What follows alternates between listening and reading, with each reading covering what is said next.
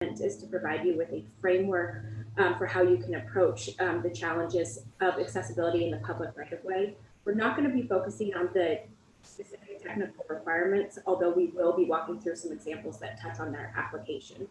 And we have a lot of information prepared for you today, so hang with us through to the end. I'm going to turn it right over to Natalie to get us started on the why accessibility in the public right-of-way matters. Great, so let's jump right in. So why are we here? What topic other than accessibility would draw so many diverse public works professionals during their lunch hour? I think it could only be accessibility. It's definitely a challenging topic. So I think the first why we want to talk about here is, and I think it's one we're all familiar with, is that we're here because it's required, right? The federal government has told us for a long time now, since 1961, with the American National Standards Institute, that facilities should be built so that they're accessible, right? This is the first technical basis for accessibility standards adopted by the federal government in most states. And then all the way up to 1990, you'll see the Americans with Disabilities Act, which is where we're going to focus most of our time today. Next slide, Ali.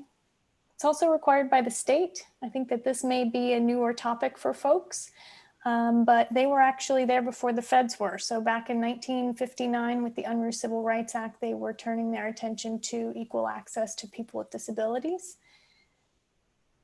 So 53 years. So we may still be struggling with it, but it's been around for quite a while. So next slide. Thank you, Ali. All right. The California legislature goes even further for us and connects those requirements to the right-of-way and those facilities specifically. So California Vehicle Code tells us that it's a policy of the state of California that safe and convenient pedestrian travel shall be provided, whether by wheelchair, walker, or stroller, to the residents of the state. So they make it very clear that pedestrians are not just folks who have full ability, but there are also people who have to use mobility devices. And it's important that we provide that convenient and safe passage for all pedestrians, including those with disabilities.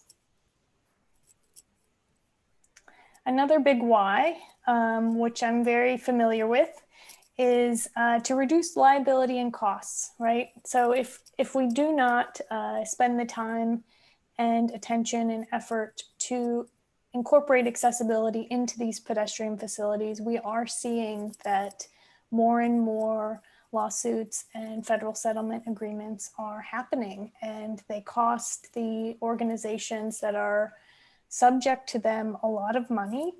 And it's not just the funds, but I think what's also challenging with these agreements is the time frame under which the organization is then required to implement the changes. So you'll see individual plaintiffs. Barden v. Sacramento is a big case. 20% of the transportation budget of Sacramento for 30 years. I don't know what your organization currently sets aside for access in the right-of-way. Injury settlements are also quite expensive, 11 million in the 5 years for San Diego, just for sidewalk injury. And then you have the class action settlements, which there are 3 here, which are in the $1 billion range. New York is unfortunately the most recent with a 1.5 billion over 10 years. So that means they need to start remediating, reconstructing pedestrian facilities and spend that amount of money in 5 years or in 10 years. So it really becomes not just a concern about cost, but also a concern about the organization's infrastructure. How do you even implement something like that so quickly? So I think when we go through these requirements, you want to consider the risk, but you also want to consider if you do put it off, it becomes harder. And then lastly, the Department of Justice Project Civic Access. These are really interesting agreements that you can find online. And you'll see that the first settlement from the Department of Justice through Project Civic Access, which spent a lot of time mentioning the public right-of-way facilities was about in 2008. So prior to that, it wasn't called out so specifically. So it is definitely on the Department of Justice radar, and they're spending more attention on it.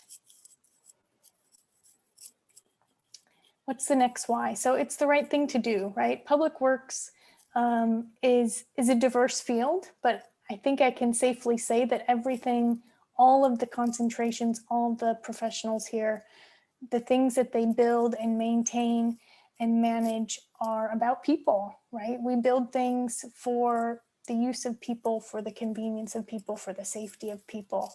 And so we have to mention the people here. And 61 million adults in the US have a disability. That's 23% of California's population. It's 1 in 4 people. It's a lot of folks. I think it's often more than we know. And it ends up benefiting everyone, right? No one's going to be 35 for the rest of their life. We all age, we lose ability in ways that we couldn't have imagined, whether it's through aging or accidents or medical conditions. So when we build things for them, right, in quotes, we're actually building those things for us, because eventually we'll all need to use them. Okay, so what does it look like out there? We just talked about the why, but now I want to look at the facilities themselves. And this isn't the pretty picture that we all want to see. I do want to give a disclaimer that the examples we'll talk about, the photos we'll share, are not just from Los Angeles, they're from cities all over the country.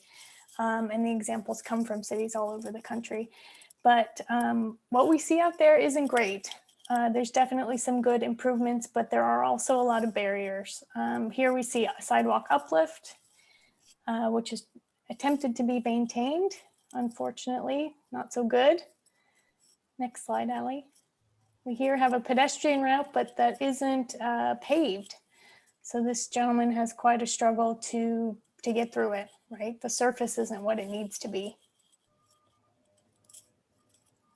On the right, there's no curb ramp. We're missing the curb ramp. You have a curb, and the woman in the wheelchair is not able to get up on the curb. On the left, we do have a curb ramp, and it's not usable.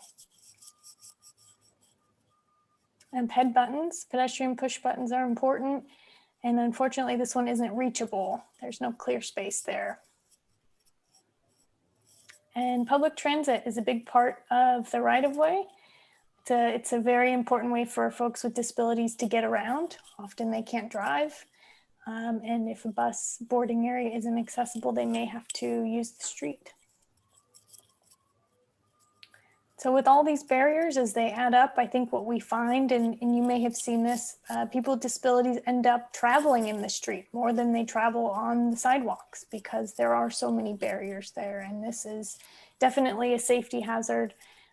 It impacts, it's not just an inconvenience, right? But it impacts people's lives, whether they can obtain a job, can they get to work, can they get to the grocery store, and it has long-lasting impacts on their civic participation and the ability for them to live a full life. So what's the problem, right? None of us here are ill-intentioned. We all want to do a good job. We all want to build good things. And it's hard. It's really hard. And so I want to point out that, this quote is always one that I like to refer to, and I'll just read it out for you. It's, "I have come to understand that I did not have a disability, as it's common to say, but experienced disability in environments that could not accommodate my differences," right? So it's not about the person, but it's really, if we build the infrastructure in a way that allows everyone to participate, we've really removed the notion of disability, right? The issue here isn't the person, it's the curb. So if we put a curb ramp in, then that disability in a way disappears, right? So it's an opportunity for all of us to build the environment in a way that accounts for the 23% of the state, right? That we oftentimes don't necessarily consider. All right, so what's really the problem? That's all good and well and fluffy, but how do we fix it? So I think as we're all working to implement this in the field, there are three true challenges that I see over and over again. And the first one is that the obligations are unclear. What am I actually required to do? How do I implement that in the field, right? The second one, scoping and technical requirements. What facilities do I need to address, and how do I make them accessible? And then the last one is limited resources and conflicting priorities. How do I actually get the funds to do this? And how do we prioritize it over the other important things that the entity needs to consider?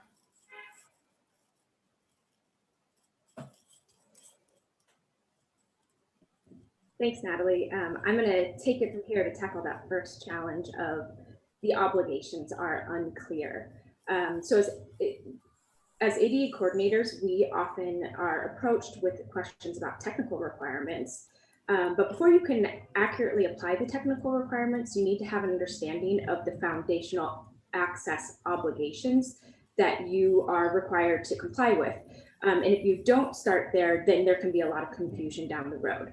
So we're going to give you a quick primer on the accessibility obligations. And this is going to be a little bit in the world that I think a lot of you probably don't operate in. But I think we believe it's really important that you have that foundation to be able to work off of. So first of all, where do our accessibility obligations arise in the public right of way? So you probably already know that there are disability and accessibility related laws, and then there are the corresponding implementing regulations. These laws exist at both the state and federal level, as well as the implementing regulations. It's important to note that the law actually rarely changes. We often hear from folks that, it's so hard to follow because the requirements are always changing. But the law is pretty consistent, and when it does update, it's usually in order to clarify the legislature's original intent. And in terms of regulations, the ADA regulations, the standards for accessible design, have actually only been updated twice since the ADA standards went into effect in 1992. Of course, here in California, we know that the building code standards are updated more frequently. But we wanted to take a moment to dispel that myth that these things are always changing, and more importantly, that it made clear that the underlying principles have been consistent for a very long time. Today, we're going to, when we talk about obligations in the public right of way, I'm going to focus on the middle bar there, the Americans with Disabilities Act, because when these issues have been addressed by the courts, and specifically the courts that are our jurisdiction, the Ninth Circuit, when they have looked at accessibility obligations in the public right of way, they are looking to the ADA and implementing regulations. There are regulations that are implemented by the Department of Justice as well as the Department of Transportation. We're going to be primarily talking about the Department of Justice implementing regulations for the next few slides. So first up, the ADA. I think you guys have probably all heard of that. It went into effect in 1990. And it's based on the principles of equal opportunity, full participation, independent living, and economic self-sufficiency. And I think you can think back to some of the things Natalie was talking about. In order to have equal opportunity and live a full life and have full participation, you have to be able to go down the sidewalk and cross the street. Those are just basic fundamentals. And the ADA itself was the intent, it's a civil rights law. So it's looking for equal access, not preferential treatment. And it's intended to correct existing injustices. So we are going back to try to fix things, to build those ramps on the curbs that we originally constructed that did not provide access. The ADA has 5 titles. We're going to focus today on Title II, which applies to public entities, including state and local government and public transportation. In terms of new construction and alterations, the requirements are the same for Title II as well as Title III, which is that public accommodations. So private entities that provide a public service. So for new construction and alterations, the same technical and scoping requirements apply. But for our existing facilities, which a lot of our public rights of way fall into, the requirements are different. So for public entities, that's the program accessibility requirement we'll go more in depth on.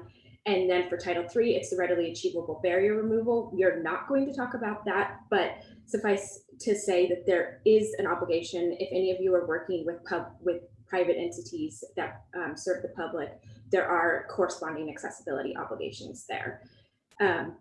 So before getting into what Title II requires, we just want to touch briefly on what is a public entity, because I know you all come from different walks of life and you're sitting there thinking, does this apply to me in the work that I do? So public entities under the ADA are any state or local government, any department, agency, special purpose district, or other instrumentality of the state or local government. So that's public transportation providers, public schools, public libraries, public colleges, and public utility companies. So we have a question mark there because we know that's often a really big question. Does this apply to the public utility companies? But if they're doing work contracting with your jurisdiction and you are a state or local government, then they are doing work on behalf of you. They are also serving the public, and they are regulated by the California Public Utilities Commission, which is a government agency. So the work that the public utilities are doing in the public right-of-way does need to meet that the accessibility requirements. And if you really are uncertain whether or not your work or your program or whatever you're doing falls under the ADA Title II, also keep in mind if you have received any federal funding, then the Section 504 of the Rehabilitation Act applies to any entity that receives federal funding. And the requirements under that are very closely mirror the ADA requirements because the ADA was actually modeled after the Section 504 of the Rehabilitation Act. So now, what is program accessibility? So we want you to keep in mind this term program accessibility. It's really, really important. It's what the courts talk about. It's what the accessibility coordinators talk about. It's what people with disabilities talk about.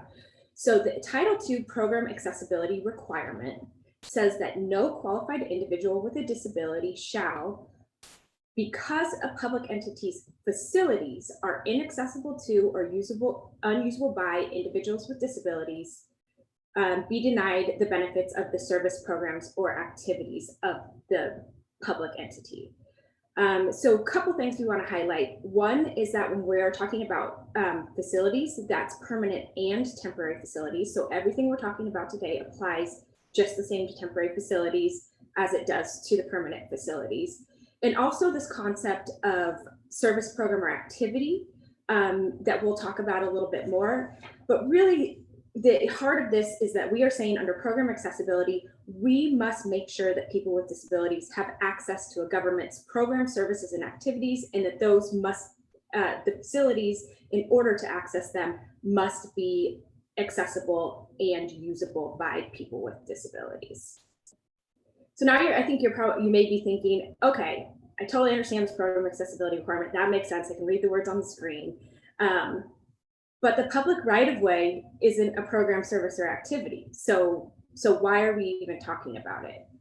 Well, for those of you who've heard of the court case, the Ninth Circuit court case, Barden versus Sacramento, you know that in reality, the courts have said that the provision of sidewalks and public right-of-way, access in the public right-of-way is a normal government function. So pedestrian facilities in the public right-of-way are a normal government function, and any normal government function is considered a service program or activity under the ADA.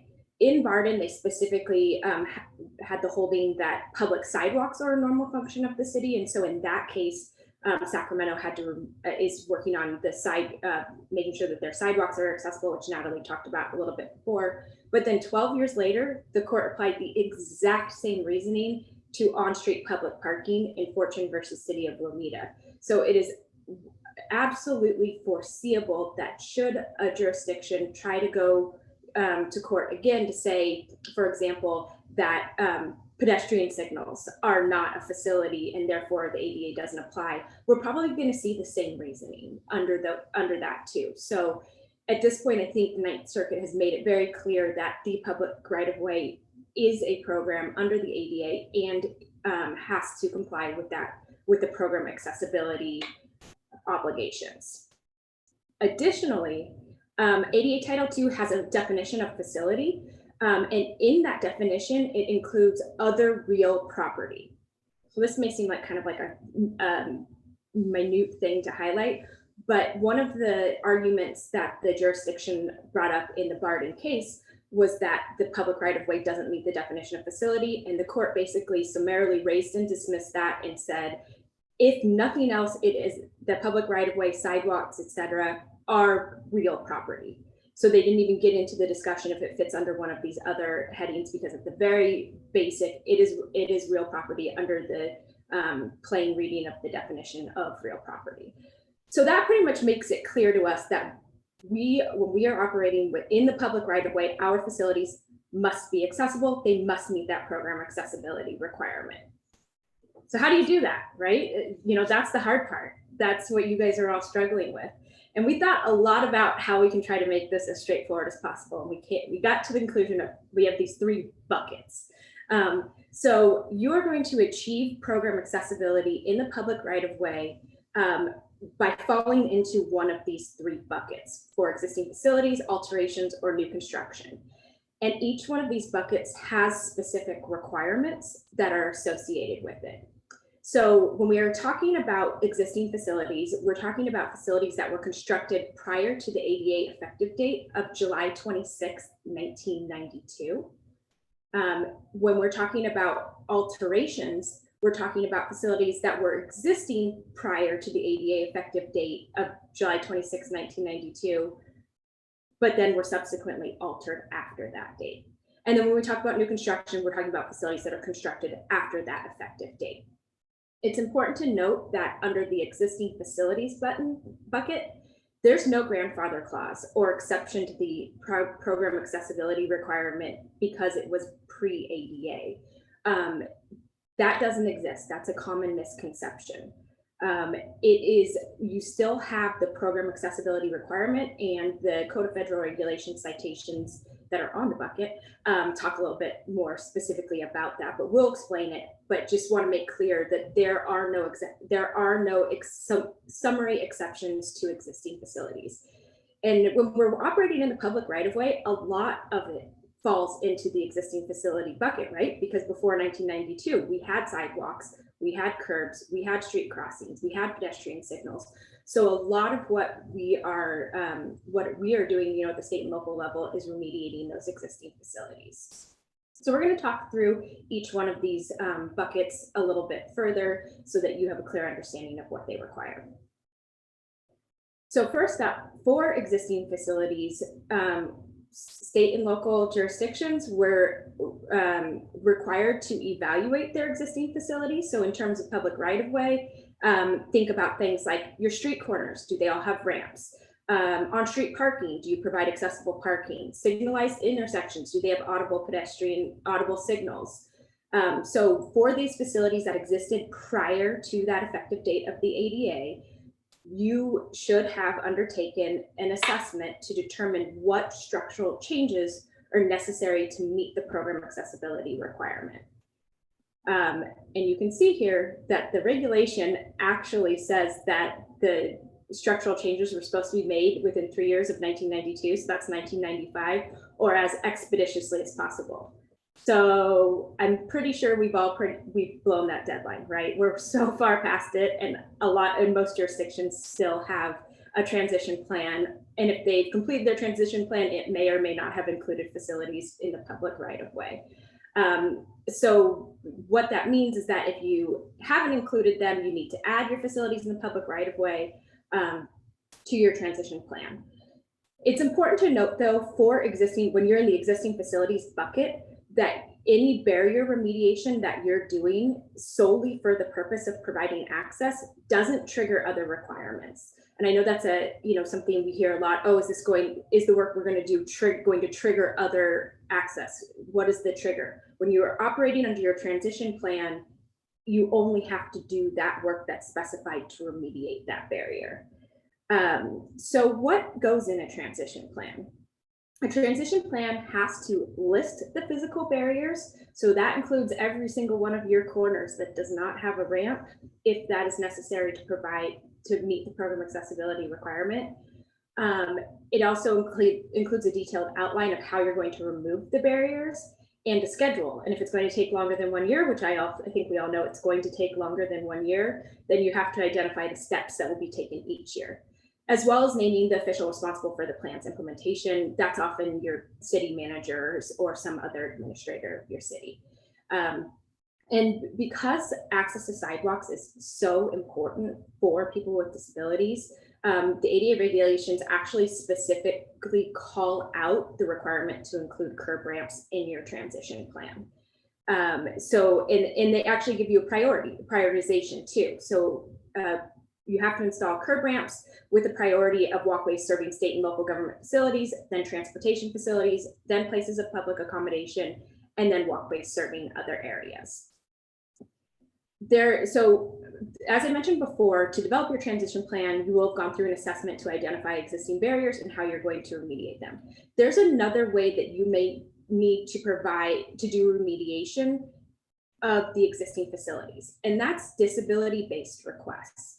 So for example, you have a new resident that moves into your city, they're a wheelchair user, and their home is located on a block where there are no curb ramps. That person may contact you and say, I need access and I need you to install curb ramps. That would be a request for a reasonable modification, and those are assessed on a case-by-case basis. But assuming that the structural change is necessary, in this case, to install curb ramps, that request is going to take priority over your transition plan schedule. So if your transition plan schedule says you're going to do those curb ramps in 2030, and that person's moved there in 2021, you are going to need to address those locations prior to your transition plan schedule. And the reason for that is largely because we were supposed to have done this by 1995, right? So these barriers, the obligation already exists. Natalie and I talked a lot about this, and we really encourage jurisdictions to have clear procedures to receive and respond to these requests, because the folks that are making them are also the same folks who are going to file complaints if you don't respond in a timely manner. So you want to return that phone call, and you want to have a process in place to deal with this in a reasonable amount of time. So the example, you see the little box there of the Pasadena Citizen Service Center. In Pasadena, we have this basically one call to City Hall where people can call and make requests for everything from barking dogs to trash pickup. So what we did is we added a category for requesting a reasonable modification or a barrier removal. And so when we get a request for a curb ramp, that's because it's a person with a disability who needs it.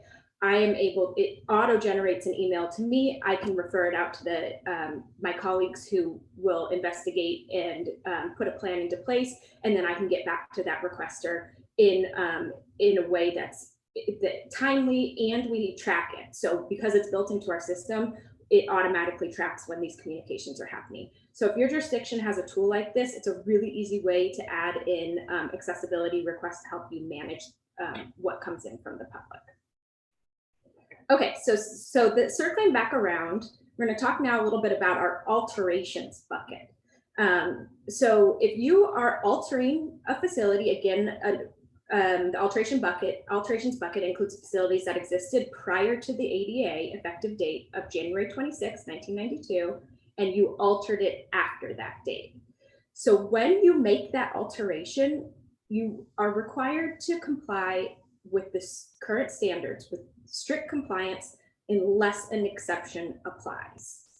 Those exceptions are going to vary by terrain. They're going to vary from site to site or city to city.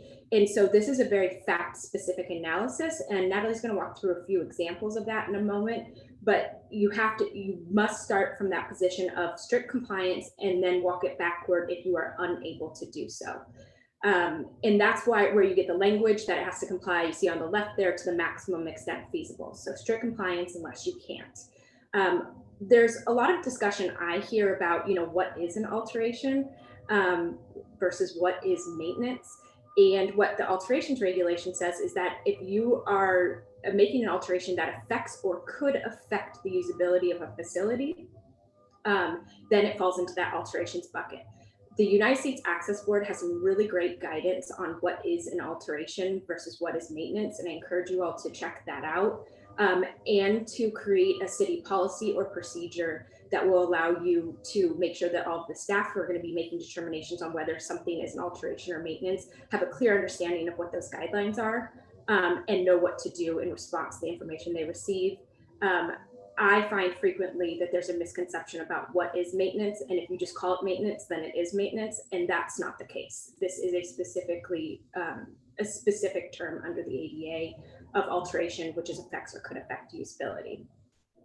So we talked a little bit before about curb ramps being really important in the transition plan, saying in the ADA specifically saying they have to be included in transition plans.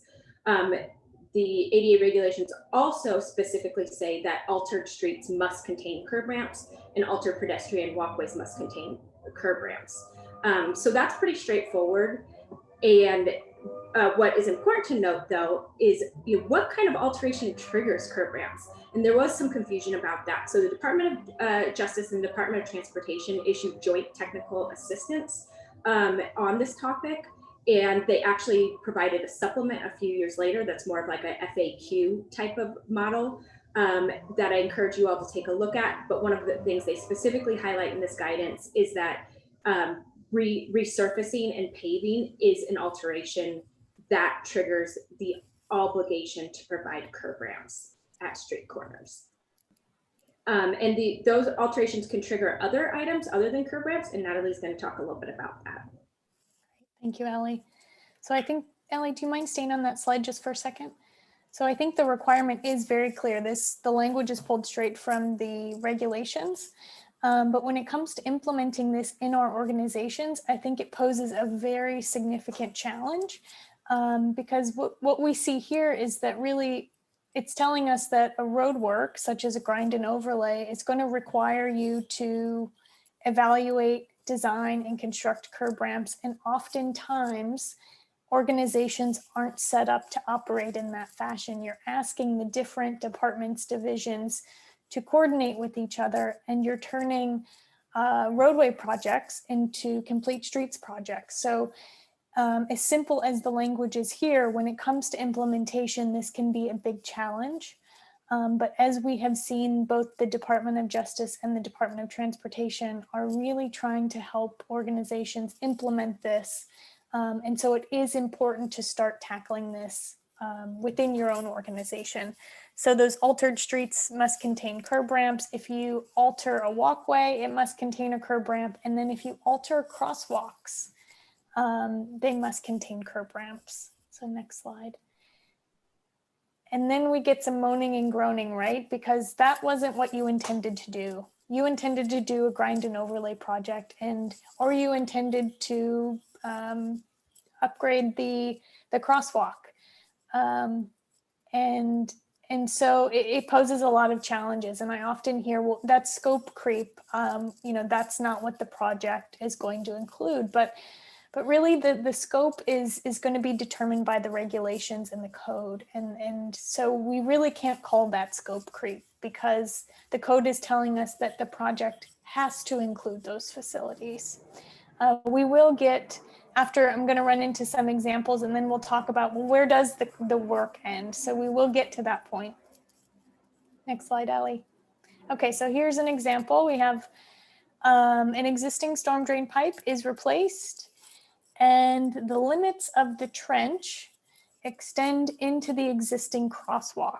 So the work, which wasn't intended to be accessibility work, has ripped up the crosswalk. You've altered the crosswalk, right?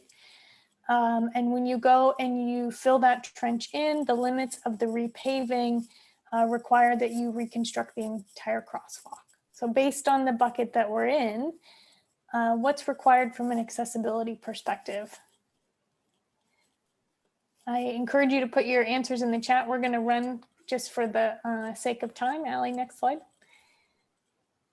So as we've said, the crosswalk has been altered, right? You have created a large trench. You've reconstructed the majority of that crosswalk. And now that project, which had intended to be replacement of a storm drain pipe, requires curb ramps. It also requires that the pavement in the crosswalk be accessible because you've altered the crosswalk. And so that altered facility needs to be accessible. And then lastly, the pedestrian push buttons. As you can see here, the requirements for a pedestrian push button are very closely related to the requirements for a curb ramp in the facilities. In order to design the facilities for a pedestrian push button, they need to be incorporated into the design of a curb ramp. So the scope has increased, right? But it isn't creep because the code is telling us that that storm drain project should account for these facilities as well, as challenging as that's going to be. Okay, another example here. And this is a recent one from our city. So the roadway has a curb adjacent on-street metered parking. So you've got on-street parking just like you see in most cities. And then you have this great project that comes through and rehabs the roadway. And it moves the parking from curb adjacent to bike lane adjacent. So then the streetscape looks like sidewalk, curb, bike lane, and then parking. So you've moved the parking from curb adjacent to now it's bike lane adjacent. And any idea what's required here? Next slide. Okay, so the roadway has been altered, right? That road rehab project came through, resurfaced the street. Code makes it clear that resurfaced streets need to include curb ramps at intersections. So you would be putting curb ramps in. And then you've also altered the parking, which is, that's a new thing to, not a new thing to consider. It's always been required, but it is of the top of mind for a lot of people. So the parking was curb adjacent, you've moved it and you added a bike lane. So you have reconstructed that parking and now you need to provide accessible parking. And which can be difficult to do on the street because there is no specific requirement for it. And we'll get to that in a minute. Okay, so where does the work end? If this isn't scope creep, then what is? And when do we get to stop reconstructing the sidewalk? It has to end at some point, right? Because you can't fix everything with one project. So the first thing to do is to remember that the facility that you are altering, that you are reconstructing or building new has to comply. So the limits of that facility need to meet the code requirements. And then you can transition your new compliant facility to your existing non-compliant facilities, assuming that they're non-compliant, because most are, using what's called the transition panel. And so the facility itself complies, you use a warped transition panel, and then you connect to the existing non-compliant improvement. The key here is to remember is that you don't want to create a new barrier. You can't create a new barrier. So that transition panel can be non-compliant, but it needs to have a flush lip, and the slope shouldn't be so excessive that you're going to cause somebody to trip. So that's a good way to end the work. You do the scope that's required by the code, and then you connect to existing improvements using a transition panel. Thanks, Natalie. So that brings us to our last bucket. So we talked about existing facilities, alterations, and then we're at new construction. And again, this is new construction that was commenced after the ADA effective date of January 26, 1992. And it is required that any of this construction strictly complies with the current standards. We understand that strict compliance can be difficult in the public right of way, but for new facilities, that's why it is so important to plan carefully at the outset and design before you get out into the field so that you don't run into those problems when you start to actually do the work. And just like the alterations, it's actually the exact same provision in the ADA, the new construction must have curb ramps. So if you take nothing else away from this, provide curb ramps. The ADA has made it very clear you have to put in curb ramps. And that's all it is for new construction. So now I think you're probably all thinking, what about the exceptions, right? Like public right-of-way is hard. How do you provide access? There has to be exceptions. We can't strictly comply. Every alteration is going to need an exception or only to be done to the max extent feasible. So there are exceptions for existing facilities, alterations, and new construction, but I actually encourage you to think about them as considerations because ultimately we still have to provide access, right? That's what the program accessibility requirement tells us. So you should be thinking, how do I ensure that my facility is readily accessible to and usable by people with disabilities? And then take into account the considerations that may allow you to perhaps not strictly comply in an effort to provide that access because you have site constraints or other constraints. So there are separate considerations for each the type of facility. You see a long list here for existing facilities, also a bit of a long list for alterations, and a very short list for new construction. We are not going to get into the details of these. Each one of the buckets exceptions could be an entire training of it on its own. But we do want you to keep a couple important things in mind with this. Is one, if you see the list is different under each bucket, these are not transferable exceptions or considerations. You have to know what bucket you are in before you try to apply an exception. Also, the meaning of these exceptions is not what your plain language reading of it is. So undue and financial administrative burdens, there is an explanation in the code of what that means. So you can't just say, oh, that's too much of a burden for us. And that's actually a pretty difficult threshold to meet. It's only in really rare circumstances. I also wanted to highlight that bottom consideration under alterations, the 20% disproportionality. I hear that a lot, that, oh, we only need to spend 20%. That 20% disproportionality only applies in alterations and only to the path of travel requirement. So that is not something that, again, transfers to your other work. So again, we're not going to go into depth on this. We wanted you to have the list of what those exceptions or considerations might be under each bucket.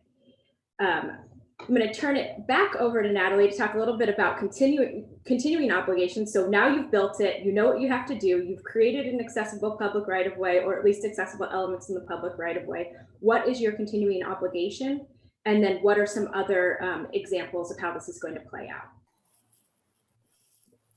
Great. So now that you have worked to make them accessible, which happened really quick here, we need to continue to assure that they are accessible. So the code has a requirement which states accessible features shall be maintained so that they are accessible to and usable by. And this is really challenging.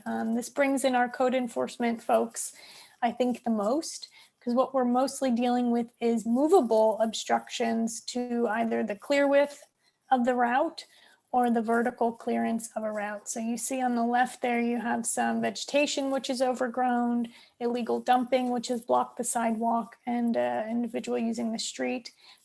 Scooters, all of those new scooter companies, those can be a real hazard to folks who need to use the sidewalks. And then of course, maintaining the sidewalk itself.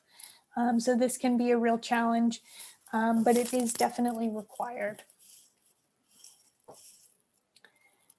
The next slide, please. And then temporary facilities. So this is a common question. Obviously, we know the requirements apply to design and constructed facilities. They are exactly the same requirements for temporary facilities. So the code doesn't differentiate. And then this brings us to traffic control, right? So if you're out there doing work to improve the infrastructure and you have to close a route or put in a temporary element to allow pedestrian access, that route should be maintained so it's accessible, right? And then any temporary facilities that you build would also need to meet the requirements. And the requirement is stated there for the ADA standards. And then the MUTCD gives us a little bit more information and says if the TTT zone affects the movement of pedestrians, adequate pedestrian access should be provided. And then they go further to say that that access should be convenient and accessible. And what I found is that your transportation engineers spend a lot of time doing traffic control for vehicles, right? We want to make sure that in any construction zone that vehicles movements are safe.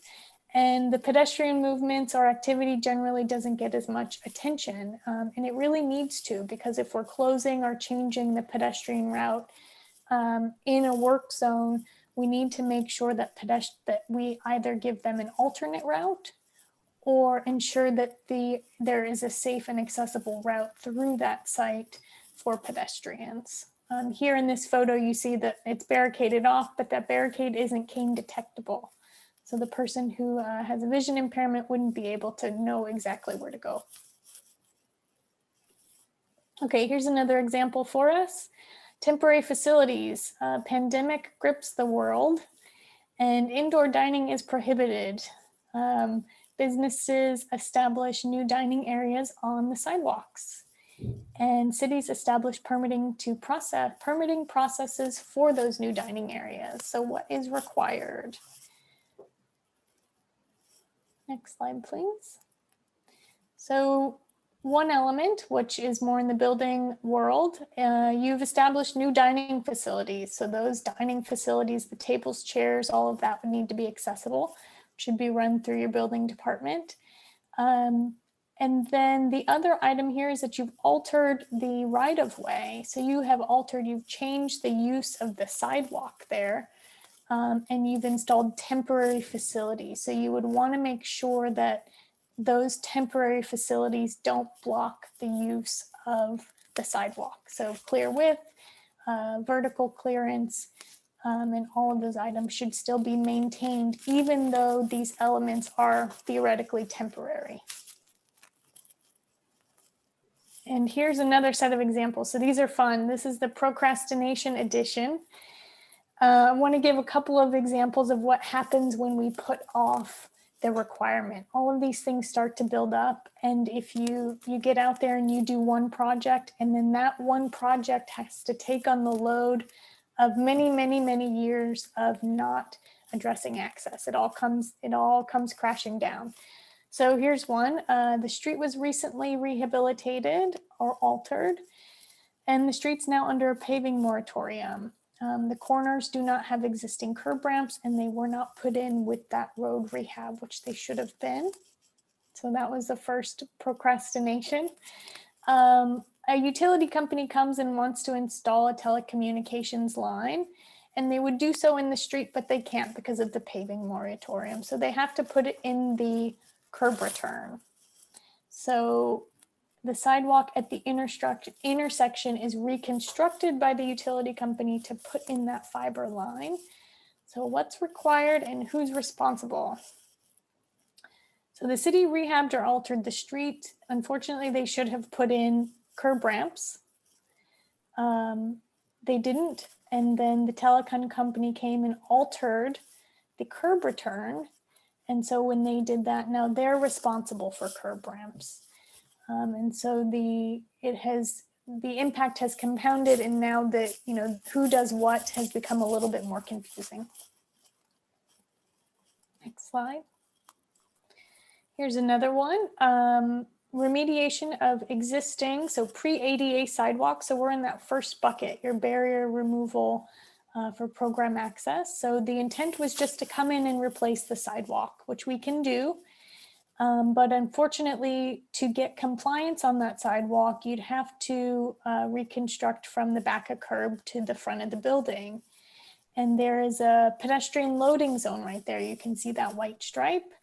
So the remediation of that sidewalk has caused the alteration of a non-accessible loading zone, which when it was first installed should have been accessible.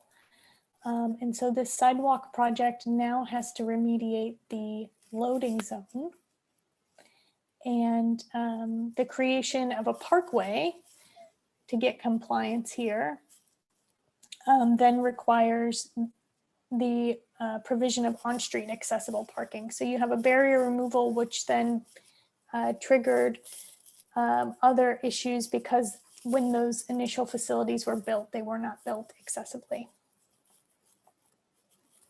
Thanks, Natalie. Mm-hmm. So those are a few examples of what you're going to do as far as meeting your program accessibility requirement. And we're going to transition now into how to look at the confusing scoping and technical requirements. But really quick before I do that, I've seen, I think, a few questions come up in the box about, does painting a crosswalk trigger the requirement for curb ramps? I'm not going to get too much into that, but I want to just highlight that if you don't have the curb ramps at that crosswalk, those should be on your transition plan. So regardless of the answer on whether or not that marking of the crosswalk triggers the requirement for curb ramps, you have a requirement to put those curb ramps in, and they should be on your transition plan, regardless of the status of the crosswalk. So we've talked about what's required. Now we need to talk about how do you do it. So we like to think of this picture as your brain on accessibility, confused and overwhelmed. There are so many different code documents. They all conflict. The code is unclear. It doesn't address everything. What do we do? When do we do it? How do we do it? And the answers that you have is a pile of books or 50 internet tabs open trying to figure it out. So we're hoping that we can give you a framework to walk through what some of these requirements and guidance tell you, so that process can be a little bit easier. We can't give you all of the answers because it's so different for each specific situation, but we hope that the framework will help with the process. So first of all, we just need to touch on what the town technical requirements and guidance. So requirements are the regulations and codes. These are things we've already talked about today. The 2010 ADA standards. You're also familiar with MUTCD. There's California Building Code. There's municipal codes. There's a lot of enforceable current requirements, regulations, or codes that these are currently enforceable at the state, federal, or local level. On the right, you see guidance. So that's going to be our technical assistance from the Department of Justice, Department of Transportation, the Division of the State Architect.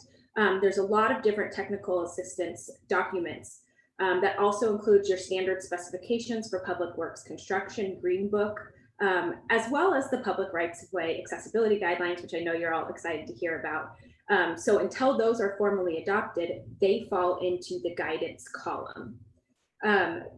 What's important to keep in mind is that you have to look at requirements first, because these are requirements. They're enforceable code, they are enforceable regulations. Then second, you go to the guidance. The guidance does not take precedent over the requirements unless there are no requirements on point. Then you can look to the guidance. And then you can also, the little note at the bottom there about case law is case law, settlement agreements, project civic access. These are typically guidance unless you are working on a project that meets the specific fact pattern. So for example, Fortune versus City of Lomita was about on-street angled parking. And so that Ninth Circuit Court said that must be accessible and gave instruction on how to meet that accessibility requirement to a certain extent. So if you're in the Ninth Circuit and you're doing on-street diagonal parking, you probably want to look to that Fortune decision, because that effectively became the requirement as case law. But as I alluded to before, sometimes there are no technical specifications on point. We don't have technical specifications for on-street accessible parking. So what do we do if we don't know? And that is what Fortune told us, is that even if there are no adopted technical specifications for specific elements, that the entity must ensure, so your local jurisdiction must ensure that all normal government functions are reasonably accessible to people with these disabilities, whether or not the Department of Justice has adopted technical specifications. So that's a long way of saying you got to figure it out. So we have this giant pile of references. We don't have anything that applies specifically, but we still need to figure out a way to provide accessibility in the public right of way that's usable. Because remember, we talked about before, we have that program accessibility requirement that exists no matter what. So I also want to touch on, I don't know if any of you were wondering why we had California Building Code listed on this previous slide here as a requirement under state requirement as related to the public right of way. And really quick, this slide is just a sampling of the regulation requirements and guidance that are most applicable to the public right of way. There are other accessibility requirements, but these are the ones that we see used most and that you all are using most. So why is the California Building Code on that list? Because the California Building Code applies to the public right of way. Specifically, California Government Code section 4450 says it is the purpose of the chapter to ensure that all sidewalks, curbs, and related facilities constructed in the state by the use of state, county, or municipal funds, or the funds of any political subdivision of the state, shall be accessible to and usable by persons with disabilities.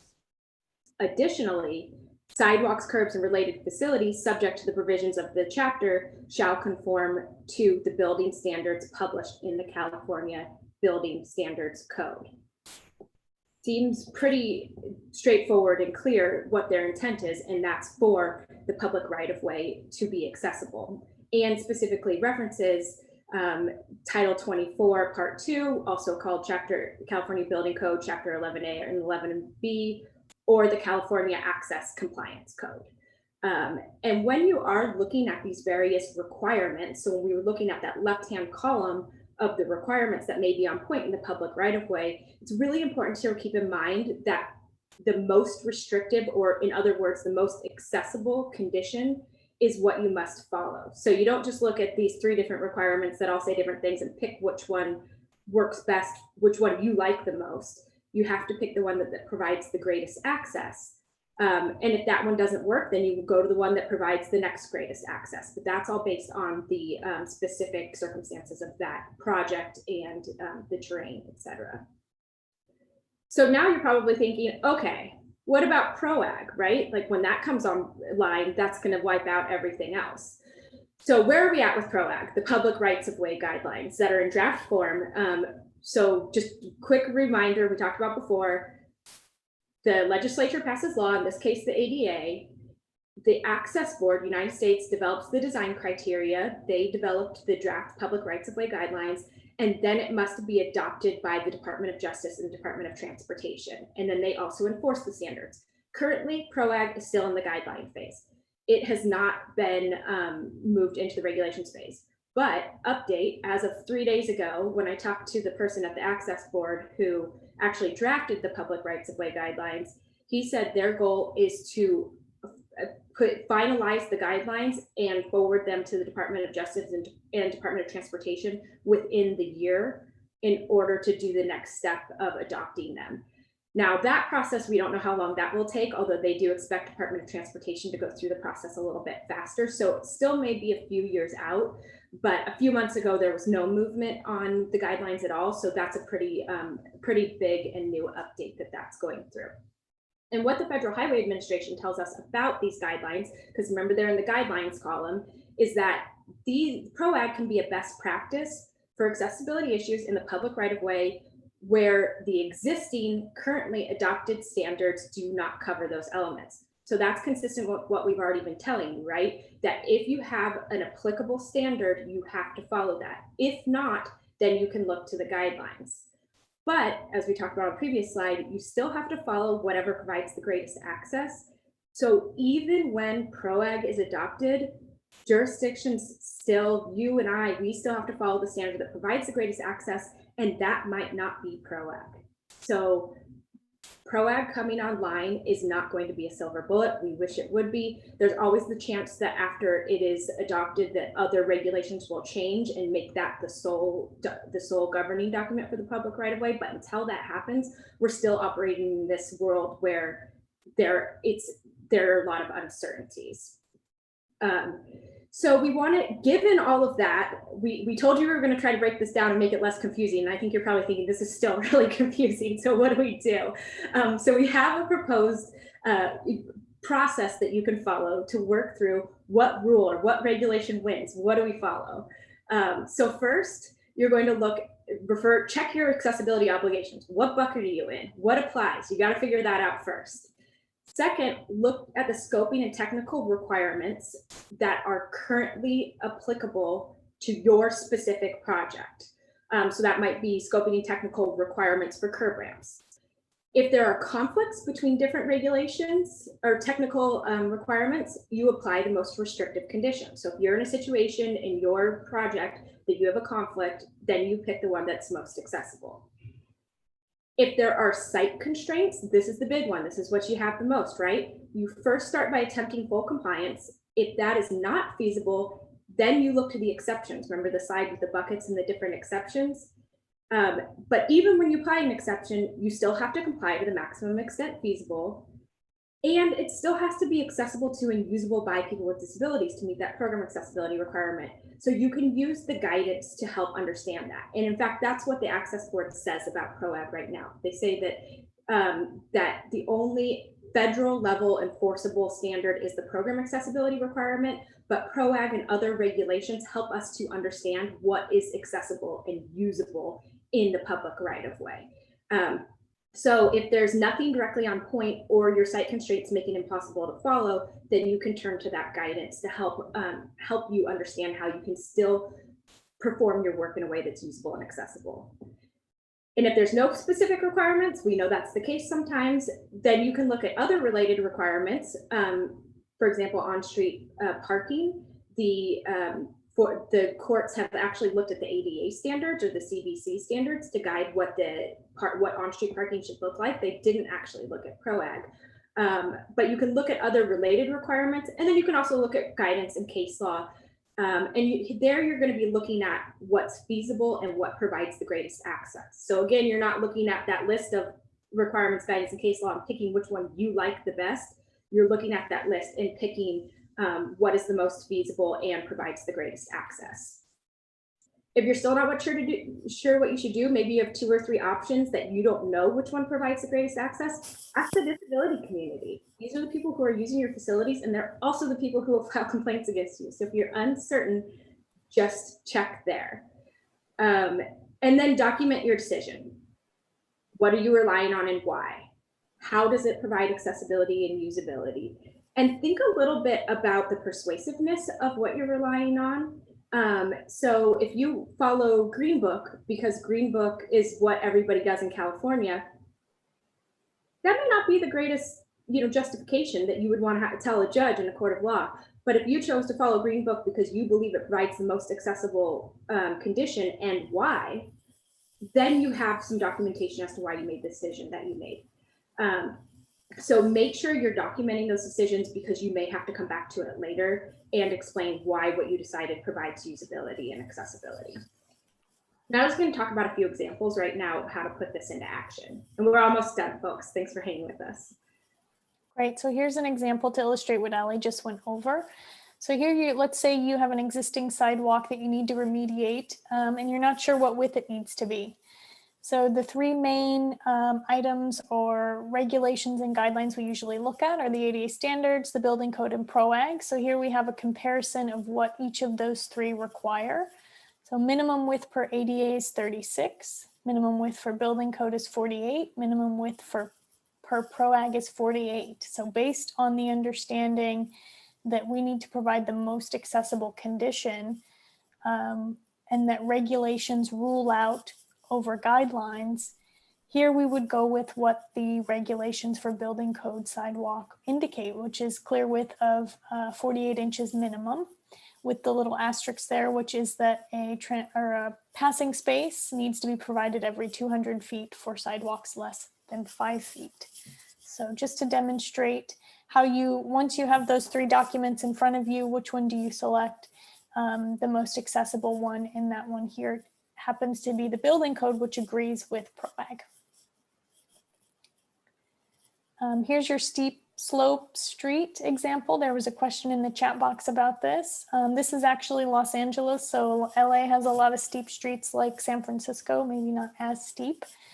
The requirements here from ADA tell us that sidewalk needs to be 5% running slope maximum. Building code also says 5% maximum, but then they do provide an exception which says it can be the grade of the adjacent street, and PROAG tells us just go for the grade of the adjacent street. So based on the framework that we laid out for you, you would start with the most restrictive condition and you would try to achieve it, right? So you start with 5%. Can you get 5% in your design? Clearly we can't achieve that here.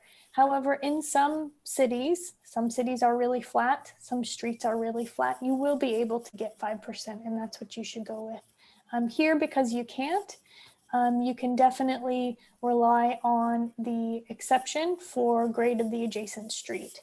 But first start with the most restrictive condition and then work back from there. And then lastly, this is our last slide here. So we have gone through what are the requirements, right? What are the obligations was the first topic. Second topic was How do I sort through all of the technical and scoping specifications and decide which one to follow? And then the third element here is, how do I implement this in the organization, right? There are limited resources and there are a lot of important priorities. How do we balance all of that out? So I'm going to run through this quickly. I know we're short on time. Allie, if you don't mind, start. So really, you should take a look at what you're already doing. See if you can incorporate accessibility into those existing projects and functions. You don't necessarily need to do new projects, but see where you can make a big impact on what you're already spending money on and already doing. Second is to count for access at an early stage. What we just saw is that these requirements are going to impact the scoping of your projects. So if you get out there and you rip up the street and then you find out you have to do curb ramps, it's going to cause significant delays, errors, and cost. So to sit down at the very beginning and say, what is this project going to require, will save you time and money. And train staff for creative problem solving. This is not easy.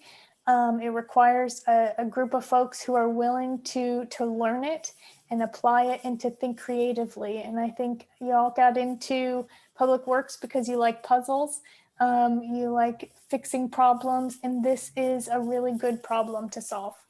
And it's fun, right? Working out all the pieces. Design improvements for compliance prior to construction.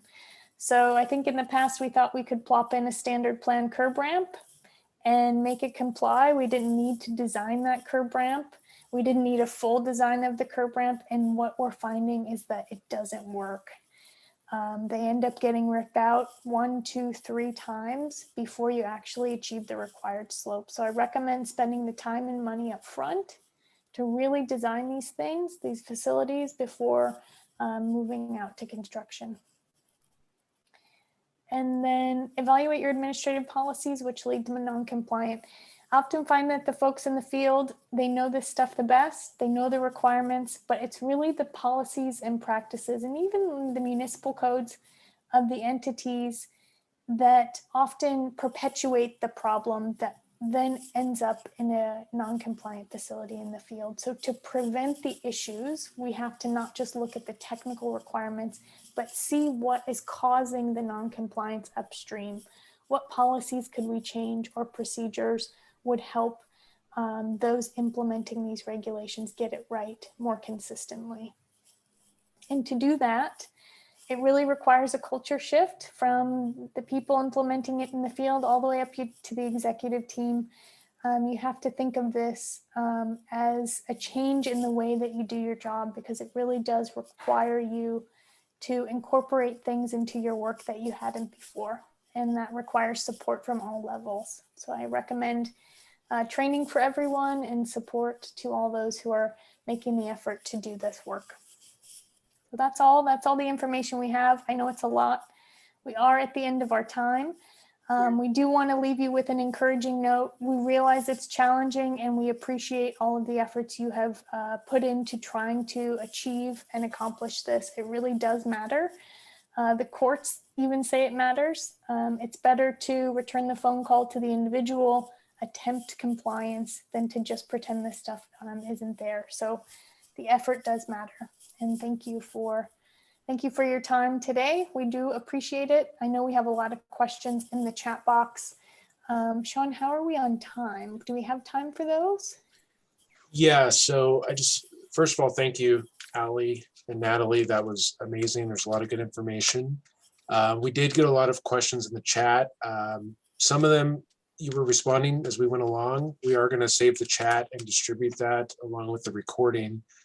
But there were a couple other questions. If you have a second, I could hit some of them that may not have been directly addressed in the presentation.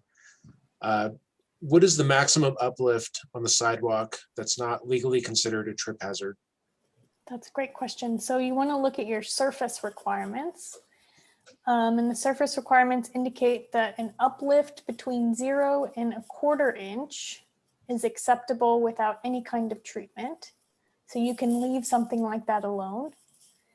An uplift between 1/4 inch and 1/2 inch would need to be beveled at 50%. And then any uplift greater than a ½ inch shouldn't exist. You really shouldn't have anything greater than a ½ inch. So anything less than ¼ inch is safe. Anything more than that needs to be reconsidered. And just to add to that, I believe recently there may have been some court rulings in regard to personal injury complaints about sidewalk trip and falls that allowed for a greater height. So if your jurisdiction is referencing those, just keep in mind that's we're talking about the ADA standards specifically, and those decisions would be, they probably didn't take that into account. Yeah. So that wouldn't be a controlling decision in terms of accessibility in the public right of way. Another question we got, are there any good examples of a policy of a city or agency for prioritizing types of curb ramps based on limited resources? So has any city or agency put out a good plan as to how to address this mandate? That's a good question. The Project Civic Access and also the ADA standard, or the law itself, actually help us prioritize which improvements are most necessary.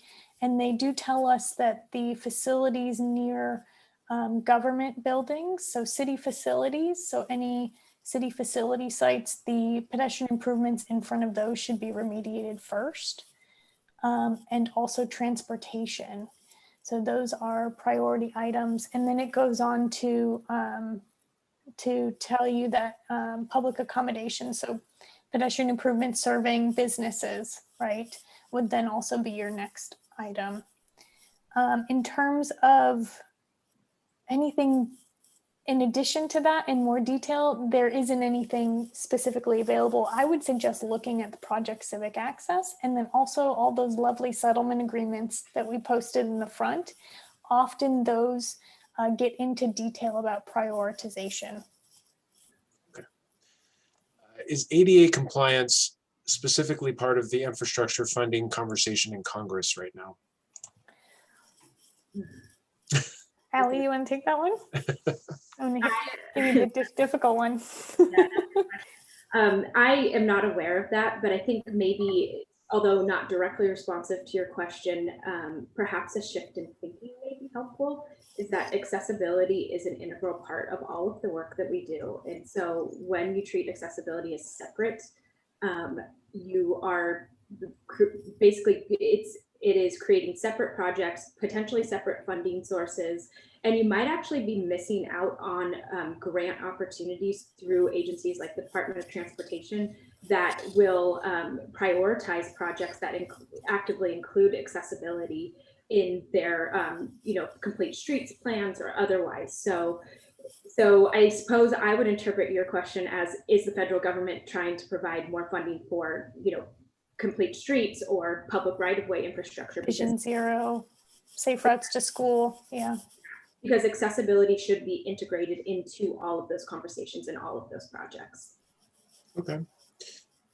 Would right-of-way acquisitions or limitations qualify for an exemption under disproportionality? That's a really good question. I think alone it would not. And really you want to approach any constraint, any constraint the same way, which is to attempt full compliance, right? And if you are a city and you have a constraint, let's say for a project, you should always attempt to obtain right of entry, ability to construct the improvement to full compliance, whether you do that through an easement or acquisition of right of way. I know that that's challenging. You should at least attempt to make full compliance, and do so by looking into ways that you could utilize all of the space that's there.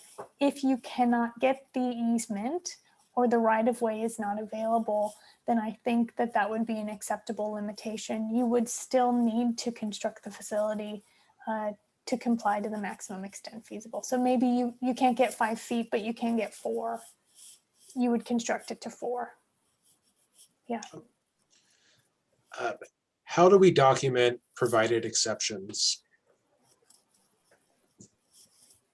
Allie, you want to take that? Yeah. So I think I saw that question come in from Heather. Hi, Heather. I know Heather. So she's one of our fellow ADA coordinators. So what I tell my colleagues when they're documenting is document in whatever way you normally document for your project. So if you keep your notes in your project notes, document your project notes, whatever exceptions you're relying on. And I would be inclusive of anything that you think would be relevant if you were making your case in court. And maybe that's a little bit of my legal background, but I just imagine myself like standing in front of a judge. I was explaining why I did the thing that I did and why I thought it provided the greatest amount of access.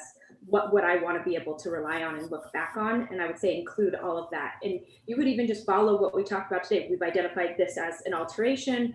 Therefore, we're going to comply to the maximum extent feasible. We were unable to do so, or we were unable to achieve strict compliance. So we applied this exception, and under this exception of technical infeasibility, we were still able to do X, Y, and Z. And in doing that, we relied on PROAG, or we relied on the Green Book, or whatever we relied on to provide us with that provide us with what we ultimately chose to do. And if you talk to the disability community about it, put in your notes that you talk to the disability community on this date, and they said between these two options, this option one is more provides greater access. So I would say you can't over document, but you probably could over document, but definitely make sure that you follow that logical process, and then just keep it in wherever you keep all of your notes related to that project. Great. Natalie, anything to add to that? No, I think that's excellent. Yeah. Okay, I'll just ask one last question since it came up a couple times in the chat regarding work on one side of the street where a ramp is being improved adjacent to a sidewalk. And is there a requirement to fix the receiving ramp? And if not, what are the legal ramifications for a consultant that is being directed by a city to disregard the non-compliant corner? That's an excellent question. Allie and I talked about this in our preparation of this presentation. So there is nothing specifically stated in the code which tells you if you put in one curb ramp, you must put in another. But we have to go back to that fundamental understanding, right? Which is that the right-of-way facilities need to be accessible to people. And let's say you have an intersection with 4 corners and you're going to put a curb ramp in on one. How does the person get out of the street on the other side if you don't put another curb ramp in? And so you have to consider that.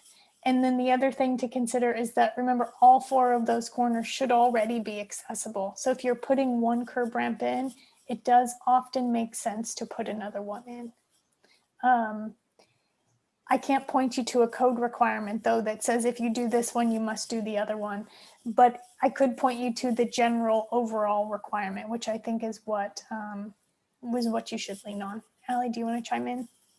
Just to add that corner that doesn't have a ramp or has a ramp that was constructed prior to the ADA effective date should be on your transition plan. And so if you already have, a contractor out there doing the work on one corner, that falls into the strategies that Natalie talked about at the end of the presentation. Just do them all while you're out there. And because otherwise that street crossing is not usable. It does not meet the requirement for usability for people with disabilities. So you have to fix it at some point. Perfect. Thank you so much again, Natalie and Allie. This has been incredibly useful. We still have close to 200 people at 1:30 signed in, so this is of a lot of interest. We will be distributing the recording, the chat, and the PowerPoint fairly soon. So everybody should be able to hopefully piece all those together and get all the questions that were asked, the responses included in there. So thanks for joining us. Oh, I'm sorry. No, I just wanted to say thank you. Thank you, Sean. Thank you, APWA. We appreciate it. Likewise, and thanks for the great questions as well from the audience. Great. Well, thanks everybody for joining us today. We'll see you in April at one of our Green Book conference or Public Work Institute in May. And thanks for joining us and have a good afternoon. Thank you all.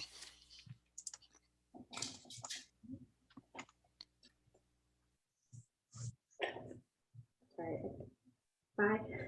Are we staying, Sean, are we staying on? Or? You can log off. Thanks.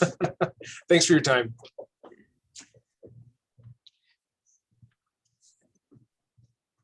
Oh, I can't. I'm the host. Oh, wait, Okay. can I?